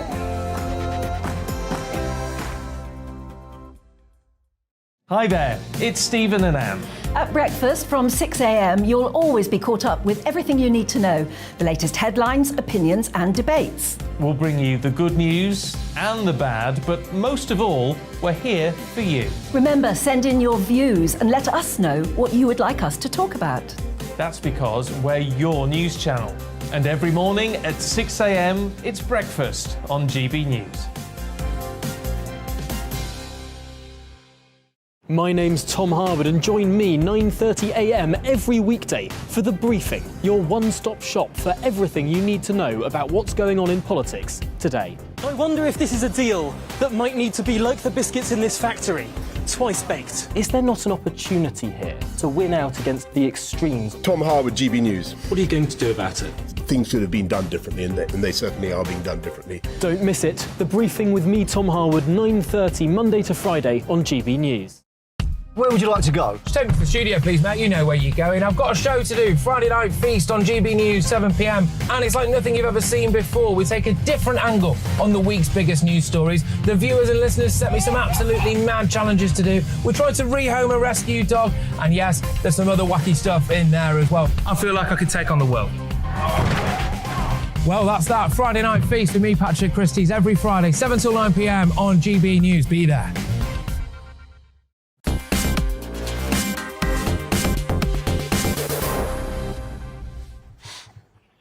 Well, that was a very spirited debate about net zero, about carbon emissions, about heat pumps and what the government should or should not be doing. And that's what you'll get here at GB News. Yes, you'll get presenters with opinions, but we will do our very best to give you both sides of an argument, of a debate, and say to you, you make your mind up. And that's a unique thing about GB News and why I'm pleased to be here and working here. Now, your thoughts on government net zero targets and their achievability. Pete says, no, they need to stop the green levy. Now, I'm afraid that there are no candidates left that I really think will drop the green levy. We'll see with Liz Truss. I mean, she has talked about cutting taxes of all kind. Maybe this green levy, and by which we're talking about, you know, a quarter added to our electricity bills. Environmental and social obligations is what it's called. Let's see if this comes back over the course of the next few weeks. Sean says, net zero is a waste of time and the targets have never been achievable. Let's go fracking, Sean. I couldn't agree more. We have to use gas. We have to use gas. It is the only sensible backup to wind energy. The more wind turbines you build, whether it's onshore or offshore, the more gas you need to back it up when the wind doesn't blow. So we may as well produce our own as import it from Qatar or Norway or Russia or anywhere else. Steve says the targets are achievable, but the price is bankrupting the public. Who on earth can afford to replace their boilers with heat pumps or replace their cars with electric ones, apart from the very wealthiest? Steve, I don't know what's wrong with you. You know, this government policy has been drawn up by people who live in Richmond in £4 million houses. Aren't you one of them? What's wrong with you? I know, it's just, it really is a detached, rich group of people making policy with no comprehension what a few extra £1,000 means to ordinary folk. And one viewer says, we are British. We can achieve anything and lead the way. We did it with the Industrial Revolution. We can do it again. Well, I like the positivity there. I like the positivity about the fact this country can innovate, design, build and do things. The question is it the right thing to be doing? Now, the game of football. We talked earlier about rugby predominantly, but the game of football, it is distressing to see that Jack Charlton, Nobby Stiles, both died with dementia. Bobby Charlton, Sir Bobby Charlton, has dementia. And it would seem that footballer after footballer from that era, albeit of the 50s, 60s, 70s, are dying of or with dementia, and it's been put down very much to heading the ball. Now, those who played football back in those times will tell you the ball was different, the ball was heavier, the ball carried water. Also, the game was different. If you look at a 1960s football match, the ball was hoofed aggressively from end to end. The ball spent a lot more time in the air than the modern, what I would call sort of Man City way of playing it along the ground, often a bit like rugby, passing back along a line before going forward. But there is deep concern over this. There is deep concern in rugby too about concussions leading to dementia and other problems, and indeed one or two lawsuits perhaps on their way in rugby.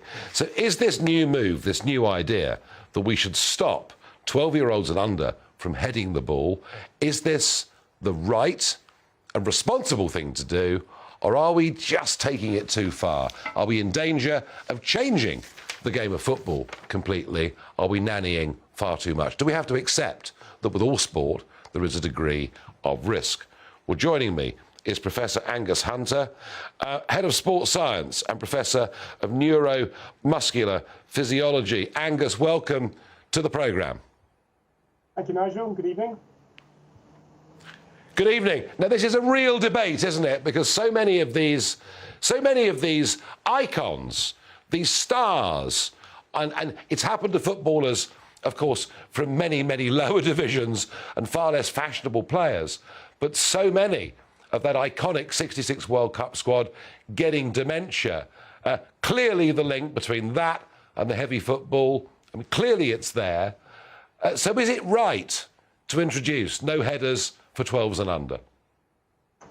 Well, clearly we do have a duty as a society to safeguard our children. However, I do accept that we've also got a problem with obesity in children.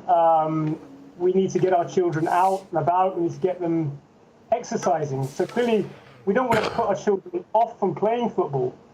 But it's about using the evidence we have at the moment. And certainly there was a study published a few years ago by University of Glasgow that showed that ex-professional footballers were 3.5 times more likely to. Now, we had also in our own laboratories, we did a protocol actually heading the ball, and we showed changes in the electrical pathways from the brain to the muscle. And we also showed impaired memory recall straight after. So clearly there is an effect when you do head the ball. Now, already there's been safeguards put in the amateur game to limit headers to 10. So either within the session or throughout the week. Now, what we do know in children under the age of 12 is they have a developing brain. If you take actual concussion, children take a lot longer to recover from a concussion than, say, an adult does. And while the research isn't quite there in terms of heading a football in children, I do think it's a pragmatic approach to protect them by removing this. But also, if you look at Scotland introduced this ban about 2 years ago, and admittedly we've had the pandemic, which means that we've not had that much football being played. But certainly all the coaches I've spoken to really sort of say that at that age, they don't do much heading anyway. However, I do think it protects children if you do get a coach who wants to do a series of drills over a series of sessions to get a particular core skill better, that we know that they can't do that. Angus, what you say about 12-year-olds and under, and albeit, you know, they may not head the ball many times, what you say about those young developing brains taking longer to recover, that all sounds very logical to me. But really what I'm getting at here is you can make the argument that being punched in boxing is going to do some damage, that playing tight head prop in rugby, clearly in a big scrum, can't do you a power of good.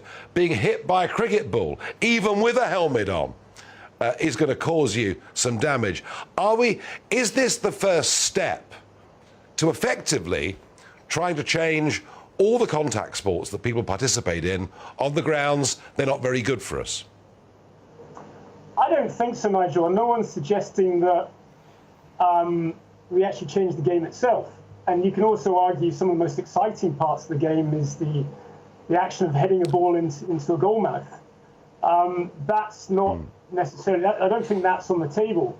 What's in our power is to use the science and use the technology to better protect our players, particularly in training.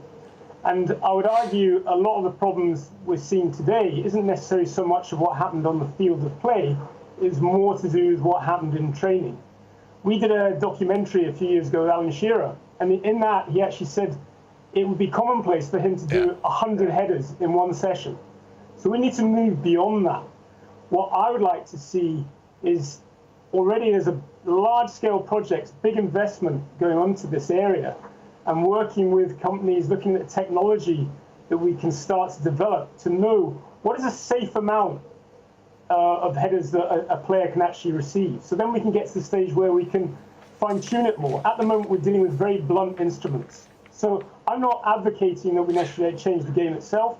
It's how can we make it safer for them.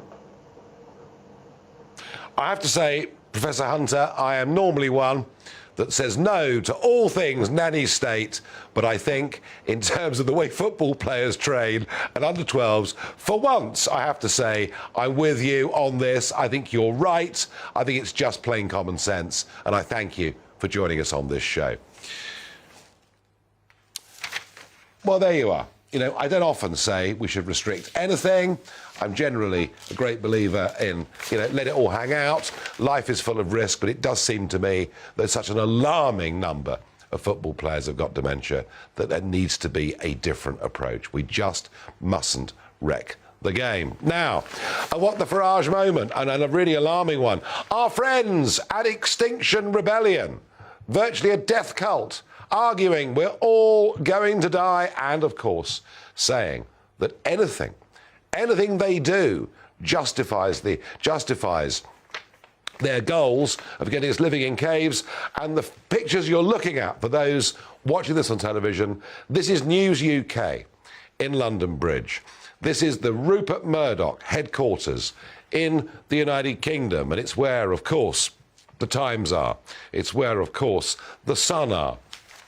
It's where, of course, a whole host of radio and TV companies operate from under the Murdoch umbrella. And the reason for Extinction Rebellion vandalising and cracking some of the windows of that building at 6:40 a.m. this morning, and 5 people have been arrested, although goodness knows these days whether anybody ever gets charged for criminal damage.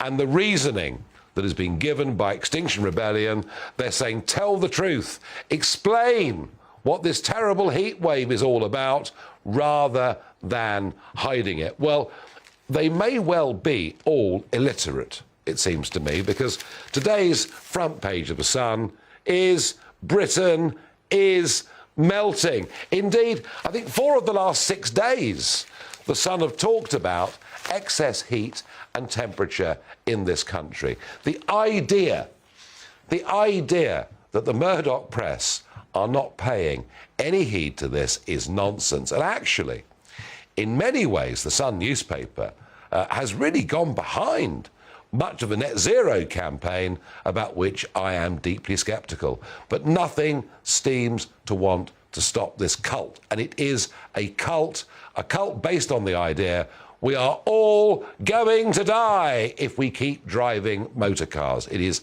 utterly ridiculous nonsense. Now, I shall return in a moment. To the leadership race. We'll go back to the bookmakers and see how this market has changed, and we'll talk to a young Conservative thinker and writer and see whether he can convince me that Liz Truss as Prime Minister, that Rishi Sunak as Prime Minister, that Penny Mordaunt perhaps as Prime Minister could be a wonderful, incredible thing that will put the great back into Britain. He better be good.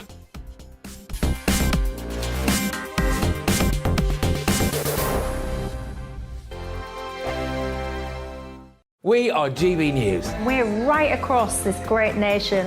On TV, on radio, On digital, absolutely everywhere. We don't talk down to you.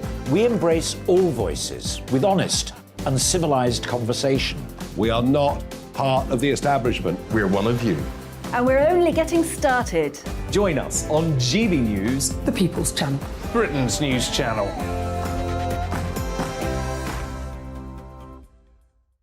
Hi there, it's Stephen and Anne.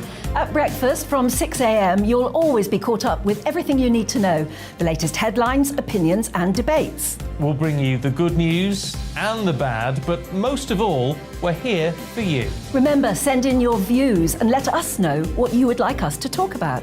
That's because we're your news channel. And every morning at 6 a.m, it's breakfast on GB News.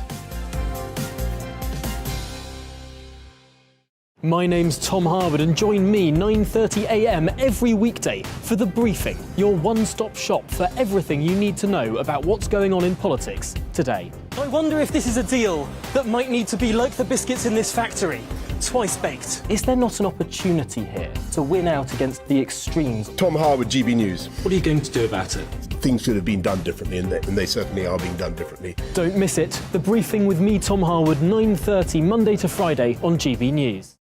Where would you like to go? Just take me to the studio, please, mate. You know where you're going. I've got a show to do. Friday Night Feast on GB News, 7 p.m. And it's like nothing you've ever seen before. We take a different angle on the week's biggest news stories. The viewers and listeners set me some absolutely mad challenges to do. We tried to rehome a rescue dog. And yes, there's some other wacky stuff in there as well. I feel like I could take on the world.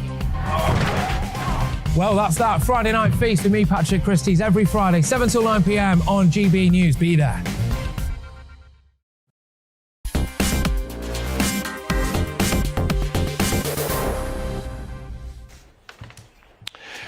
So we've been talking about net zero, passionate arguments saying that the government should stick with this net zero policy, but equally passionate arguments saying that we shouldn't.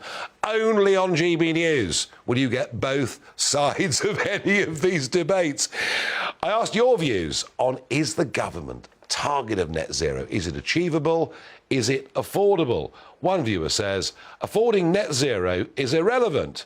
We need net zero, it's pointless. Well, we don't need net zero, it's pointless. Well, it's not pointless if you think that we're all going to burn to a crisp because of CO2, and many people do take that view. Stuart says, no, we can't afford the nonsense. Well, I think ordinary folk can't afford the nonsense. Something that Carrie Antoinette and the Goldsmiths from Richmond probably didn't consider.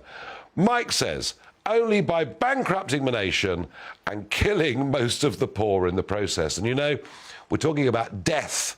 The threat is death through 40-degree heat. Well, there'll be a lot more death if people can't heat their homes this winter, I can assure you. And Peter says, we should announce an alignment with big polluters, USA, China, India, etc. We will match their reduction in fossil fuels. Peter, I think that's quite sensible. Now, we talked last night about the improbability of Kemi Badenoch getting through to the last two. Indeed, she hasn't made it through to the last three, but she's fought a very spirited campaign. I always think follow the money is important. What are the betting markets doing today? What's happened overnight? David Stevens, head of PR at Coral UK, joins me. David, good evening. Again, Nigel, great to speak to you. Good to speak to you. Now, I did confess last night that I'd put money on Nadeem Zahawi, and I got that completely wrong, and you as a bookmaker obviously looked upon me as being a very, very good, happy punter. But I have been saying for some time that I think Liz Truss is going to make it through into the last two, and I just can't see enough of those Badenoch voters voting for Penny Mordaunt. What do the betting markets tell us today? Yeah, I signed off last night by saying my one sure bet was there'd be more twists and turns, and we got that latest twist this afternoon. When I spoke to you last night, Rishi Sunak was odds-on favourite, and I sort of cautioned, we referred back to, of course, to David Davis in the year he was hot favourite, and of course David Cameron beat him. And I said it's not over yet, and sure enough, this afternoon, as you say, no great surprise that Kemi Badenoch was eliminated, but the big surprise, or the big change this afternoon, was that Liz Truss has become the latest favourite. And I think a lot of that we've seen, I think we've probably fair to say we've seen some tactical voting that looks like it's going to freeze Penny Mordaunt out of the final two. Be a major surprise now if it's not Sunak versus Truss in the final two. But there was also a poll out this afternoon that suggested that Rishi Sunak would face Liz Truss in that final vote. Then it would be Liz Truss that came out on top. So she is now the even money favourite. It's worth just saying, as I say, Rishi Sunak, not only was he odds on 24 hours ago, but 4 or 5 days ago last week, Penny Mordaunt was odds on. She's now out to 7-1. Yes, I mean, David, that's the bizarre thing, as you say. A week ago, Penny Mordaunt, pretty much odds-on favourite. Last night, Rishi Sunak favourite. Now Liz Truss favourite. It is a very volatile market. And are many people betting on this? Yeah, it's one. This, for whatever reason, this is a Tory leadership election that has sort of captured the political punter's imagination. I guess because it's so wide open, Nigel. I mean, that's the thing. I couldn't sit here now and tell you with any certainty who's going to win it. I think we're probably all agreed it's going to be Liz Truss versus Rishi Sunak. But it's a market we as bookmakers love. You've just said it. We've had 3 different favourites in the space of, 4 or 5 days. So, and you also referred earlier to the Andrea Leadsom year, where it just took one bad spate of headlines, one bad day in the campaigning. And that'll be the fear, obviously, for Liz Truss, for Rishi Sunak. As I say, looks like it won't be Penny Mordaunt now. But I'm hoping, Nigel, I can cheer you up a little bit on the subject of Penny Badenoch. This wasn't her year, but we as bookmakers, we're like you. We think that this is only the beginning for Miss Badenoch. It's not the end of her political adventure by any stretch. And she is just, and these are quite short odds that reflect how highly we rate her future. She's just 5-1 to be Prime Minister at some stage in the future. So her time wasn't Goodness now. Me. But yeah, well, I think, you've picked up that she's one for the, you were hoping the future might be now, as a lot of people, I think, were. It hasn't come this time for her, but I think in the future, without doubt, she's going to be a name we hear plenty more of. And as I say, 5-1, that at some stage. No. David, she's a star of the future, and thank you for keeping us up to date with that betting market. Thank you very much indeed for joining us. Now, we're going to go back to Wennington very, very briefly to see Joe Casper, our reporter, is down there. Joe, what's the situation with the fires now down there?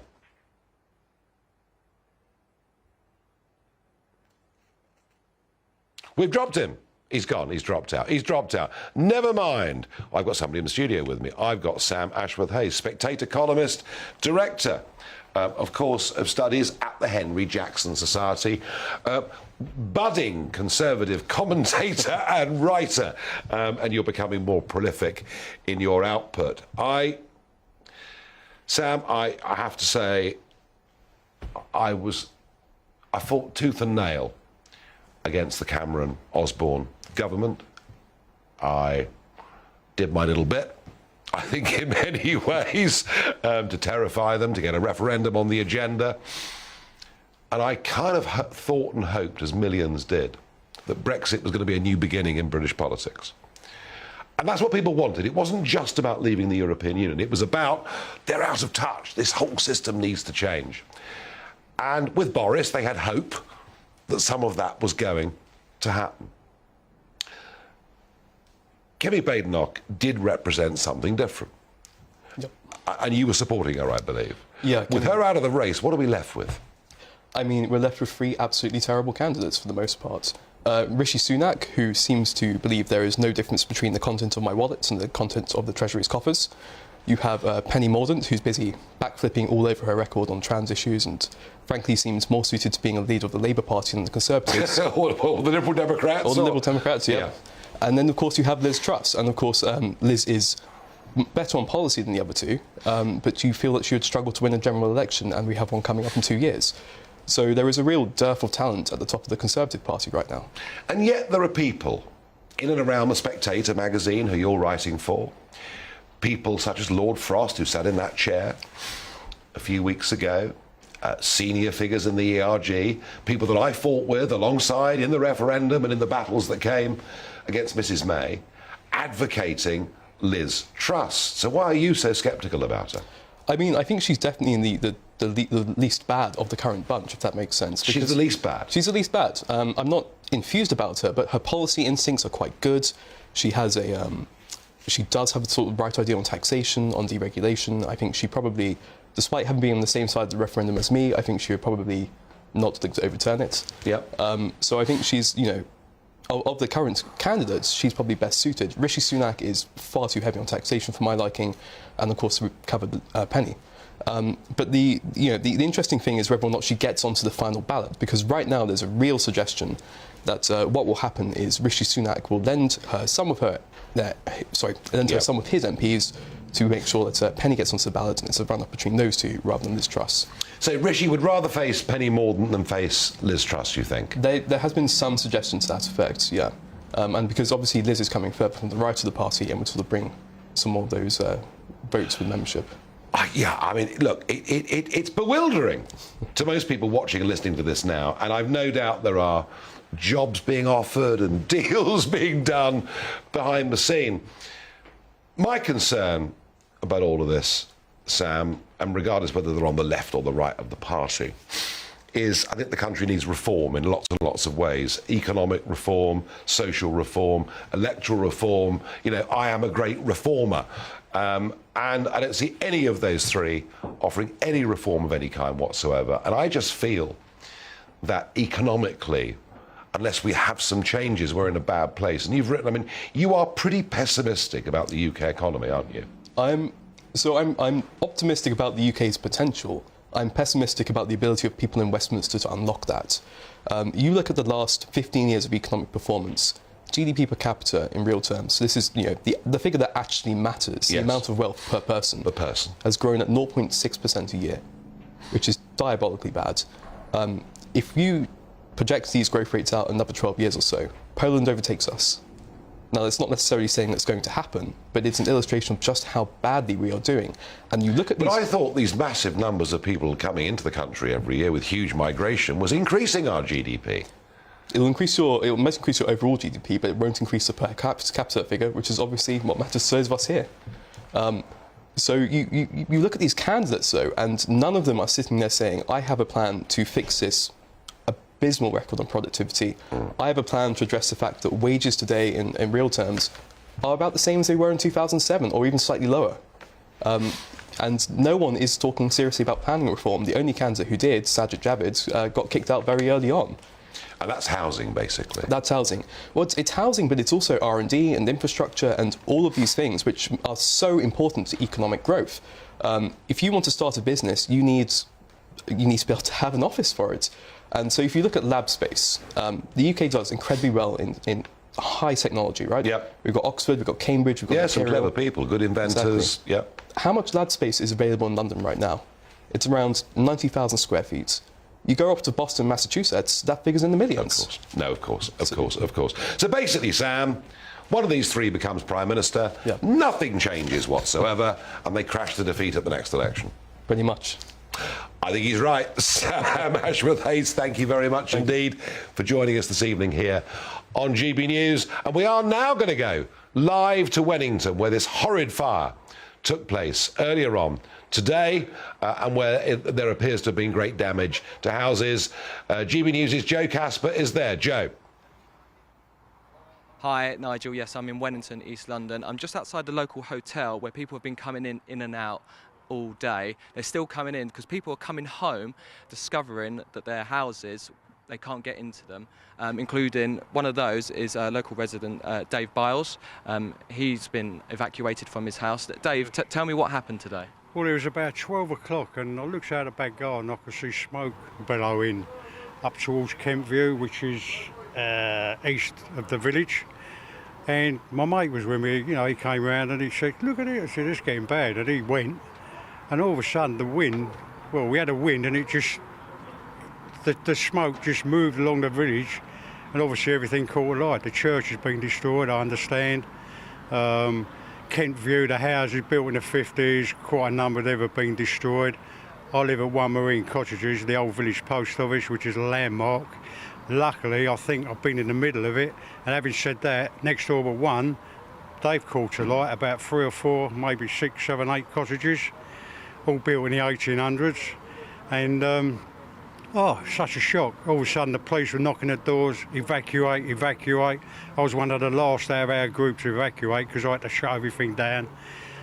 Took smoking, I want to see the ambulance in a minute, get myself checked, but the whole thing is just it's just something you don't think will ever happen. It's just something you see on TV, films maybe, but it's horrendous. Such a lovely village, destroyed people's houses. But luckily, as far as I know, no fatalities, which is the most important thing. Absolutely, and you've just registered here, so it's still quite early and probably still a bit of a shock and raw for you at the moment. Yeah. But what happens next? Have you got anywhere to stay? Yes, I'm going to stay with relations. Having said that, I'll be checking my insurance documents. If I'm covered for hotel accommodation, I will take that on, as I don't want to put my family out, sorry, I'm a little bit, I've got over the shock of the anger. The anger's gone now, and it's just like, oh, crap, this is devastating, devastating. We've been here 27 years. Most of the people along there, you make your home what it is, and that's where you think you're going to be the rest of your life. And for something like this, devastating, absolutely. Thank you, Dave. Thank you very much for that. I hope you're okay. And just to tell you, Nigel, when we got here, my eyes are hurting from the smoke. It's still so powerful. We're about a mile away, and also my throat it's dried up so quickly. There's a big difference between going inside and outside. It must be quite devastating for the residents here. Absolutely, Joe. Great reporting. Thank you very much indeed. That was GB News' Joe Casper down at Wennington, and I must say that interview with resident Dave Biles, who's been burnt out, it looks like, or he may have got away with it, but it is a bit of a shock because we're used to grass fires, they're common. We're used to seeing on the telly, as Dave said, and we see what happens in Greece, so we see what happens sometimes on the west coast of America, where we see horrible fires that engulf and destroy homes.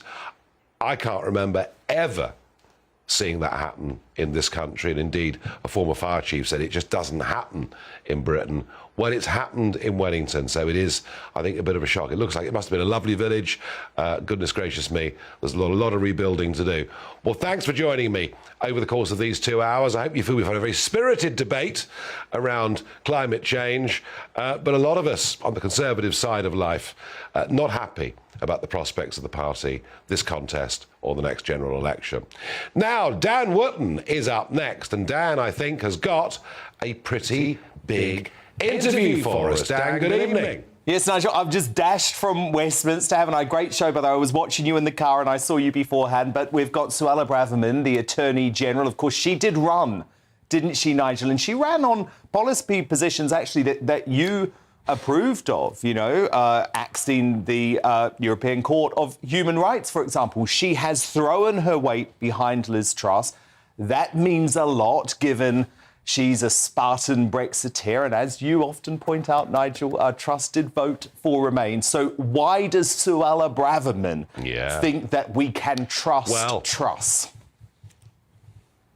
What's interesting, I think, Dan, about this is not only did Liz Truss vote Remain, but 3 times she voted for Mrs May's appalling sellout deal. Braverman, one of the brave 28 who voted against it 3 times. Boris only twice, worth remembering. Why? I guess what I'm hearing, Dan, is they view Liz Truss as the least bad of those that has left, which is hardly, it seems to me, a ringing endorsement. No, indeed. And you're going to stick around, Nigel, right? Can we keep you there for just 20 minutes? Because I want to speak to you about Badenoch. I'll be here. And all of the other implications of the race as well. So a big show coming up, Nigel, including Mr Farage. Hello, I'm Aidan McGivern from the Met Office. What a day. Extraordinary temperatures, with the first time 40 Celsius has been exceeded in the UK. Much fresher weather arrives now from the west. That's already been making inroads from the west during the day. Southwest England, parts of West Wales and Northern Ireland.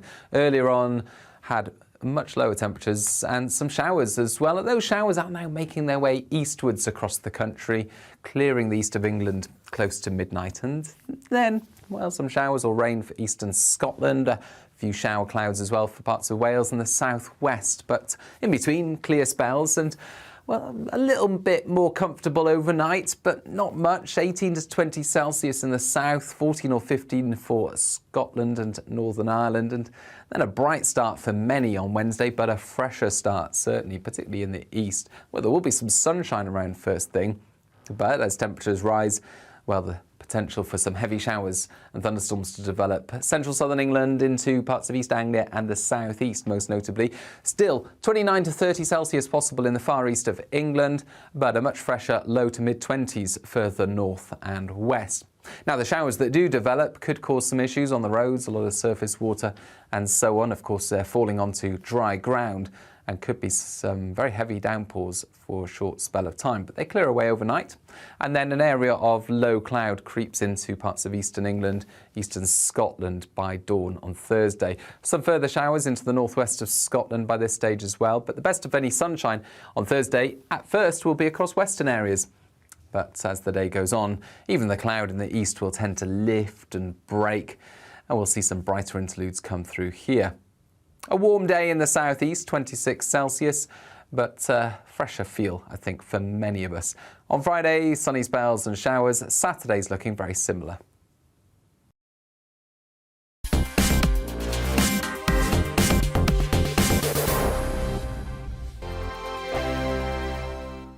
We are GB News. We're right across this great nation. On TV, on radio, On digital, absolutely everywhere. We don't talk down to you. We embrace all voices with honest and civilised conversation. We are not part of the establishment.